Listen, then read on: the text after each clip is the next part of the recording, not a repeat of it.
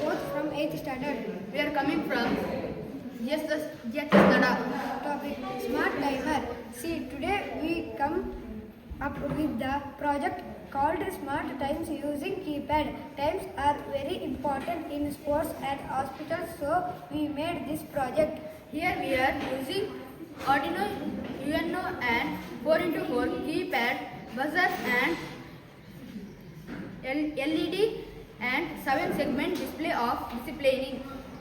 We can be things for sports, we can be things for kitchen, we can be things in